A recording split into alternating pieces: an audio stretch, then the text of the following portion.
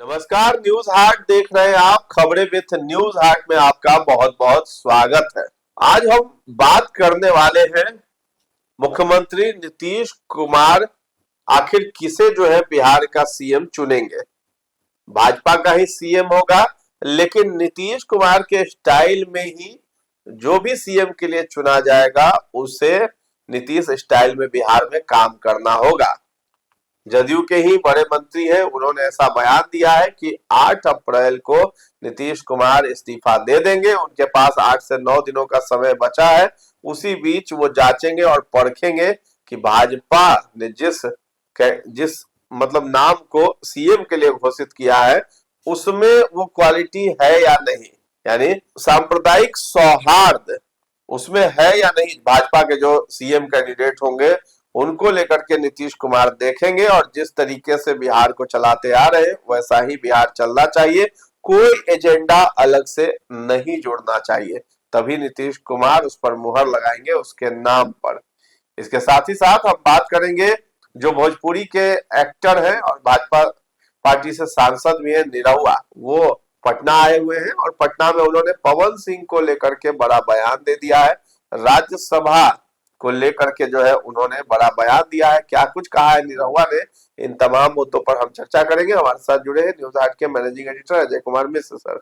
Sir बहुत बहुत स्वागत है। धन्यवाद। नीतीश कुमार जो है अपने ही स्टाइल वाला व्यक्ति खोज रहे हैं जो कि बिहार को चलाएगा, कोई एजेंडा नहीं उसमें जोड़ना है। तो भाजपा वाले के लिए तो मुश्किल खड़ी होगी, क्योंकि वो तो अपने तरीके से सरकार चलाना चाहेगी। अब नीतीश कुमार की तरह ही भाजपा से संभव नहीं हो पाएगा, तो आखिर कैसे नीतीश कुमार मानेंगे। देखिए, भाजपा और नीतीश कुमार के बीच 20 सालों से संबंध है, उससे भी पहले से 2000 से ही है पार्टी में। तो एक दूसरे की अच्छाई और दूसरे की खामी से दोनों वाकिफ। तो भाजपा भी जानती है कि हमको नीतीश के साथ अगर चलना है तो किस रास्ते पर चलना होगा, क्योंकि और नीतीश कुमार भी जानते हैं कि अगर हम गद्दी छोड़ेंगे तो भाजपा क्या करेगी।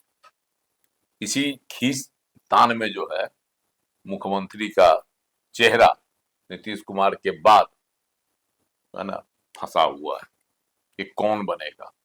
वैसे अभी तक तो था कि मुख्यमंत्री कब इस्तीफा देंगे, है ना। अब जो है उनके ही एक वरिष्ठ मंत्री है श्रवण कुमार, उन्होंने इसका खुलासा कर दिया कि 8 अप्रैल को जो है वह मुख्यमंत्री पद से इस्तीफा दे सकते हैं। और इस दरमियान जो है 8-10 दिन जो बचेगा समय, इसके विधान परिषद से तो दे देंगे 30 को ही, तो इस दरमियान जो 1 सप्ताह 8 दिन का है, इसमें मंथन का दौर चलेगा कि किसको मुख्यमंत्री बनाया जाए, कौन चेहरा भाजपा देती है। मुख्यमंत्री नीतीश कुमार मंथन करेंगे।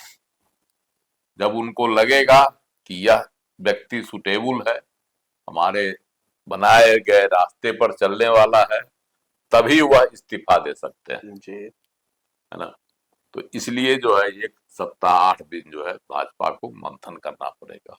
और श्रवण कुमार ने यह भी कहा कि जो है नीतीश कुमार की जो धर्मनिरपेक्ष छवि रही है उससे वह समझौता नहीं कर सकते। इसका भी नए मुख्यमंत्री को ख्याल रखना होगा। भाजपा को भी मुख्यमंत्री के चयन में इसका पूरा ख्याल रखना होगा। उदाहरण दिए उन्होंने, बात भी है सही कि देखिए पिछले लोकसभा चुनाव विधानसभा चुनाव में 2025 में जो हुआ उसमें 4 प्रत्याशी उतारा गया था मुस्लिम कैंडिडेट जदयू की ओर से, जबकि भाजपा एक भी प्रत्याशी को टिकट नहीं थी, है ना। उसमें से ठीक है कि एक ही प्रत्याशी जीते, जमा खान, है ना, चैनपुर से, लेकिन मंत्री भी हुआ है वर्तमान में। और भाजपा से तो किसी को टिकट ही नहीं दिया गया। भाजपा कई मुस्लिम चेहरे हैं जो अभी साइड लाइन किए गए हैं। पिछली सरकार में शाहनवाज हुसैन भी मंत्री थे, है ना, 2024 में जो सरकार बनी थी उससे पहले वाली सरकार में। लेकिन अभी जो है वर्तमान में वह कहीं नहीं है, ना ही उनको राज्यसभा भेजा गया। राज्यसभा की 5 सीटों पर हुआ ना चुनाव, उसमें 2 सीट भाजपा की कोटे में आई, ना उनको उसमें भेजा गया और ना ही उनको कोई महत्वपूर्ण पद दिया गया है। हाँ, राष्ट्रीय प्रवक्ता हैं, यह एक सही बात, लेकिन किनारे कर दिए गए।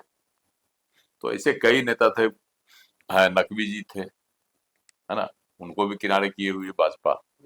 तो भाजपा की जो नीति है वह है कहीं न कहीं अल्पसंख्यक को साइडलाइन करने की, और नीतीश कुमार जी की जो नीति है वह है अल्पसंख्यकों को साथ एक लेकर साथ चलने के। की। दोनों में जो है, दोनों में यही फर्क है, लेकिन तब भी दोनों जो दो ध्रुव के हैं फिर भी एक साथ है ना, एक नॉर्थ पोल है तो दूसरा साउथ पोल है सैद्धांतिक तौर पर।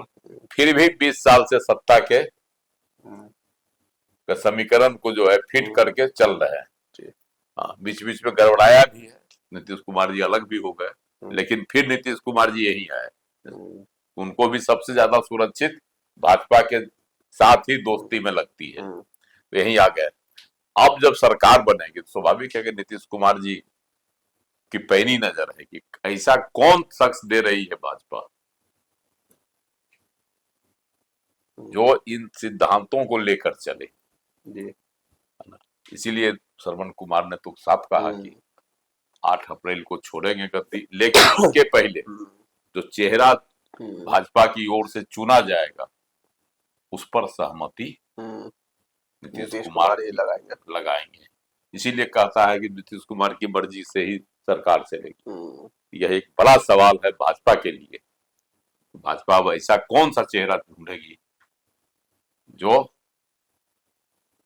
सभी वर्गों को लेकर साथ चलेगा। निशांत कुमार ने भी गांधी मैदान में क्या कहा था, ईद के जो ईद धर्मों को, हम सभी धर्मों को लेकर चलेंगे, सभी के साथ चलेंगे। तो एकदम ठीक वही संकेत दे रहा निशांत कुमार। तो भाजपा के लिए यह सिरदर्द है ना, एक तरह से मानना पड़ेगा कि यह जो शर्त है नीतीश कुमार जी की, अगर श्रवण कुमार सही बोल रहे हैं तो नीतीश कुमार जी की जो यह शर्त है तो भाजपा के लिए कहीं न कहीं सिरदर्द है। लेकिन सत्ता के लोभ में भाजपा नीतीश कुमार की शर्तों को मानेगी। निरहुआ जो है उन्होंने पवन सिंह के बारे में भी बड़ा बयान दे दिया है, कहा है कि समय आने पर जो है राज्यसभा जाएंगे। तो क्या वो समय जो है नजदीक है? पवन सिंह जो इंतजार कर रहे हैं, क्या इसी के लिए फिर से भाजपा के साथ आ गए?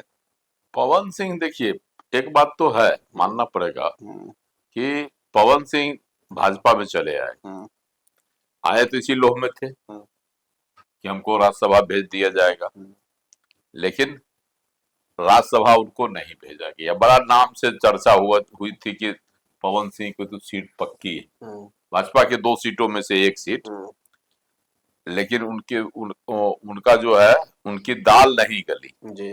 वो दिल्ली भी गए, है ना, अमित शाह से भी मिले, राजनाथ सिंह से भी मिले, सब कुछ किए, लेकिन जब टिकट देने की बारी आई राज्यसभा से तो उनके जगह जो है नितिन नवीन चले आए, उनको नहीं मिला, या कहिए उनकी जगह पर शिवेश राम चले आए। लेकिन शिवेश राम का नाम तो पहले से ही था, क्योंकि भाजपा की रणनीति थी कि 1 सीट देंगे हम सवर्ण को, उस कोटे पे आ गए नितिन नवीन, और दूसरी सीट देंगे दलित को, और तीसरी सीट देंगे पिछड़ा को। तो दूसरी सीट तो उन्होंने शिवेश राम को दे दी, और तीसरी सीट भाजपा को नहीं देकर, है ना, रालोमो को दिए, जो कि पिछड़ी जाति से आते हैं। उपेंद्र कुशवाहा जीत भी गया सब जी। अब पवन सिंह को कहीं न कहीं एडजस्ट करना है, तो अभी तक तो कोई चर्चा नहीं था, फिर बीच में चर्चा दब गई थी पवन सिंह क्या करेंगे, लेकिन है ना, भाजपा के सांसद भी हैं और भोजपुरी फिल्म के स्टार भी हैं, है ना। अब उनकी बात अगर माना जाए तो निरहुआ है ना, उनका नाम है दिनेश लाल यादव उर्फ निरहुआ, भोजपुरी के सुपरस्टार हैं। उन्होंने एक खुलासा किया है कि पवन सिंह को भी मिलेगा, समय आने पर मिलेगा, अभी उसका इंतजार किया जा रहा है। बीजेपी में कब किसको कौन सी जिम्मेदारी मिल जाए हम्म, यह कोई नहीं कह सकता है। हम्म, उन्हें ध्यान रखना चाहिए और अगर पार्टी ने कहा है तो उन्हें निश्चित रूप से कोई न कोई जिम्मेदारी जरूर मिलेगी। किनको? पवन सिंह को। जी।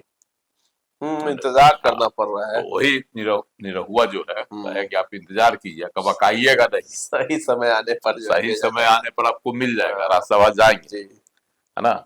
लेकिन साथ ही वो जो है खेसारी लाल पर कटाक्ष भी किया। खेसारी लाल ने कहा था कि राजनीति जो है ईमानदार लोगों के लिए नहीं है।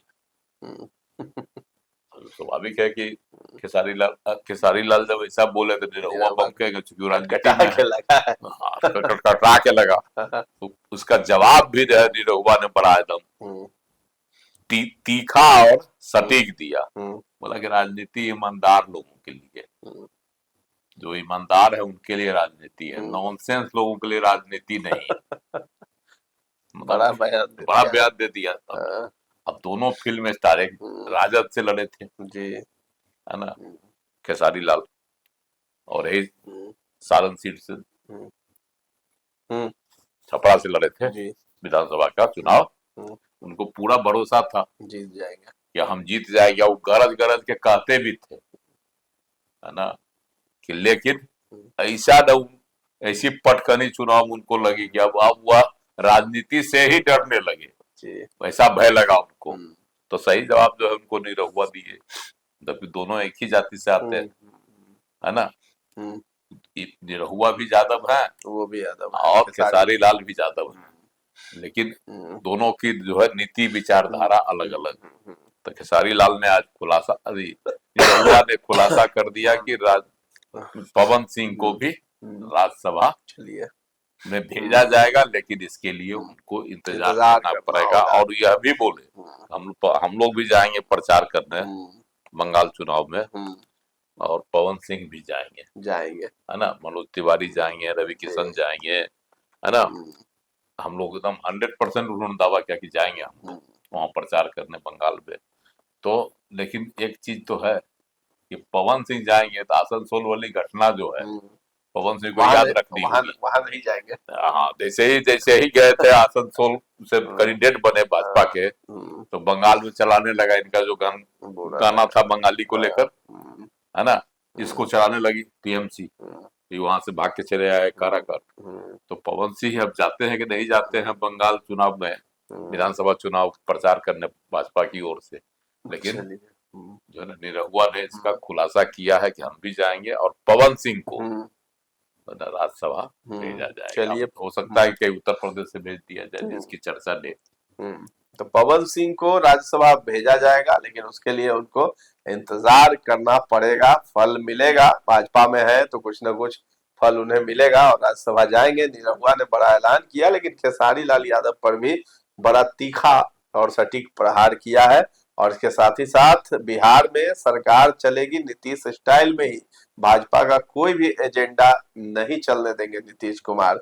भले ही दिल्ली चले जाएंगे, 8 अप्रैल को संभावना है कि इस्तीफा भी दे देंगे सीएम पद से, लेकिन फिर भी जो है वैसा ही सीएम कैंडिडेट पर वो मुहर लगाएंगे जो उन्हीं के नक्शे कदम पर बिहार को आगे संभालने की कसम खाएगा। तो फिलहाल इस चर्चा को हम लोग यहीं पर विराम देते हैं। कैसा लगा है यह कार्यक्रम हमें कमेंट सेक्शन में जाकर के जरूर बताइएगा, और हमारे चैनल को अभी तक आपने सब्सक्राइब नहीं किया है तो जरूर कर लें। धन्यवाद।